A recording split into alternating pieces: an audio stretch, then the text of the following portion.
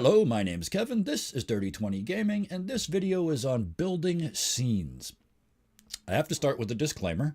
I am not an actor. I have no formal acting training. Everything I'm going to talk about today I learned either doing improv or gaming. So, let's start from there. The obvious thing, I guess, is that role-playing games are made up of scenes. That's what they are. They're a linked series of scenes. So in one way, you're always in a scene.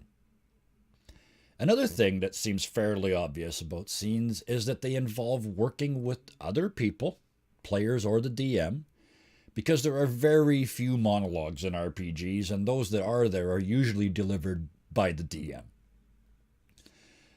So the key thing, number one thing, if you only remember one thing about building good scenes, remember this. Listen. Listen, listen, listen. It sounds simple, but what it means is you're actually listening to what the other person is saying and not thinking about what you're going to say next.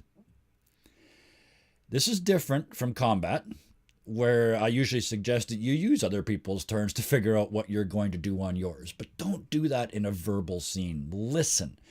Give them the respect that you would like to get so that when you speak, they listen to you. This way you don't go over the same material over and over again. You actually move the scene along. How do you do this? How do you build good scenes? There's one answer. Practice, practice, practice, practice, practice, practice, practice, practice, practice. And every group is different. It takes time for a group to gel, especially if you're playing online. Because if you think about this, role-playing games traditionally, historically, have been played with friends sitting around a table. And even then, it takes time to stop talking over each other, because it's a different environment than just having a conversation. So you can imagine when you go online and start playing with strangers that you don't know, it can take a little longer to gel, especially if you don't have video. The trick is we don't just speak words. We give a lot of visual clues. So something simple like when someone wants to speak. Some people lean forward. Some people open their mouths or hold up a finger to give you a clue that they want to say something. If you're listening and if you're watching, you'll get those clues.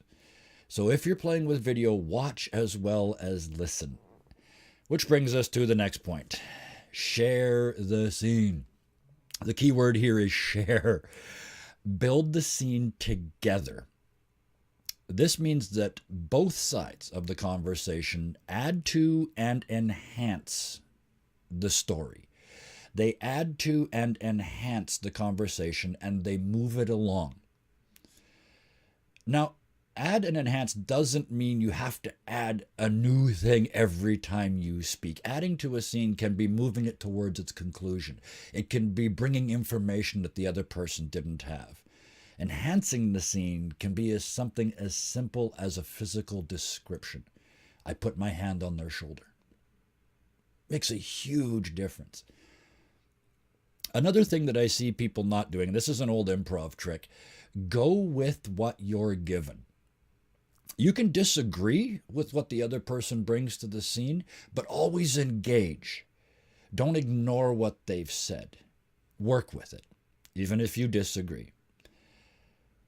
Paint pictures when you speak, and when somebody else is speaking, listen and see the scene.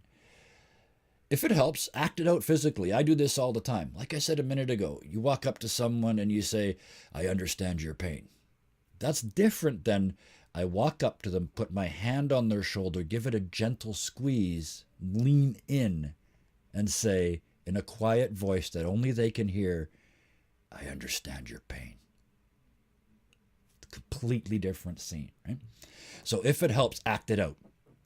Even something as simple as the DM says the tunnel shrinks down. Do that. Put yourself in the physical form, right? Be the character. So,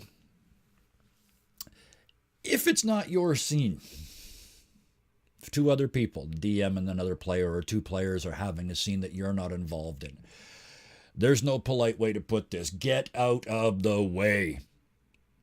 Sit back, make yourself comfortable. If you're online, mute yourself and enjoy. Just listen, just watch. Visualize the scene as it happens. Watch their faces, listen to their voices. Enjoy the role play. That's why you're here. Have fun watching a game that is made up of scene after scene after scene. You don't have to be in all of them. Now a slightly touchy part of this subject. Confrontational scenes, particularly between players. They happen. It isn't necessarily a bad thing. It can be very realistic. If the characters involved have very different beliefs, very different ideals, very different opinions on how something should be dealt with, there's going to be conflict. Don't skip over it. Do the scene. Make sure, though, before you start, if you can, or if it just pops up afterwards, make it clear to the person you were in the scene with, the player that you were in the scene with, that this wasn't personal. This isn't about players. This is about one character and another character having a disagreement. Do it before if you can see it coming. If you know that this week you plan on ripping a new hole in one of your teammates, let them know before the game, this is going to get rough, buckle in.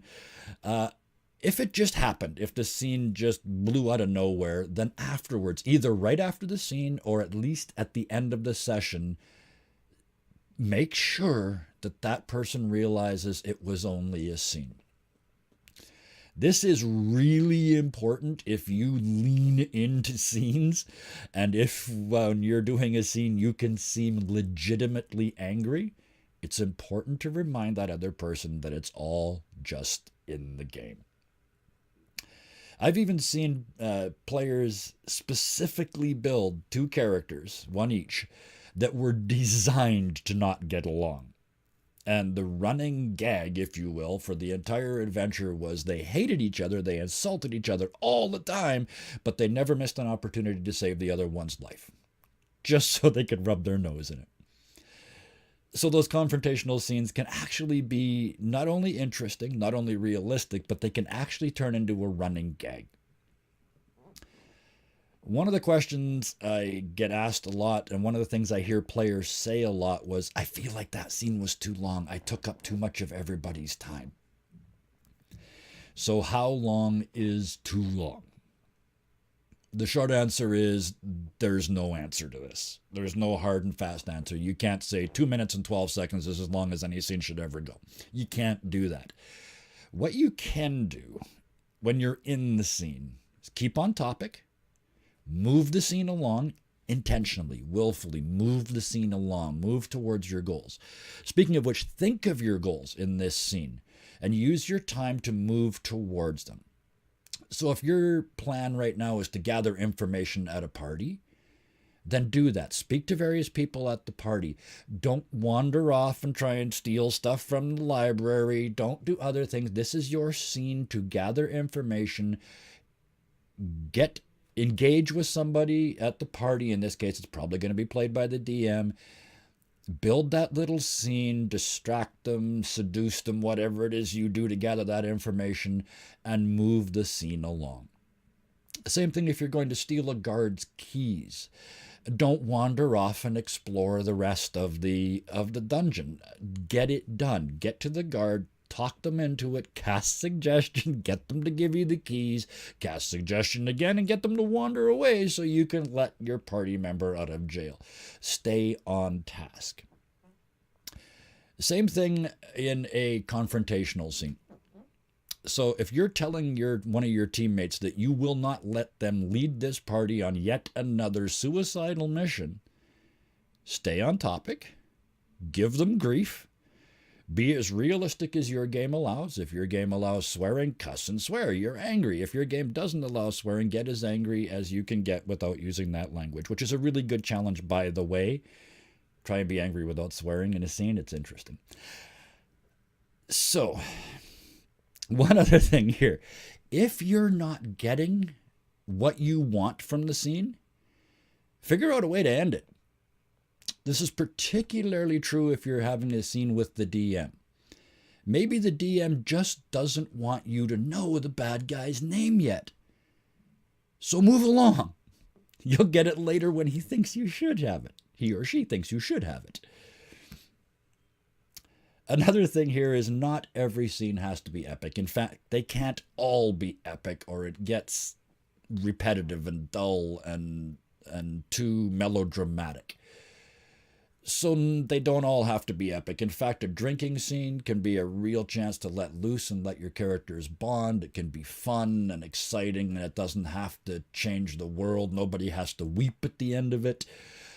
A series of comic misunderstandings leading to the party being arrested for something they didn't do. You know, these scenes are fun, they're quick, they're light. Not every scene has to tear out your soul. My personal goal is 2 to 3 soul tearings per session, and the rest of it just moves the story along. So as always, thank you for listening, and until next time, game creatively. Bye.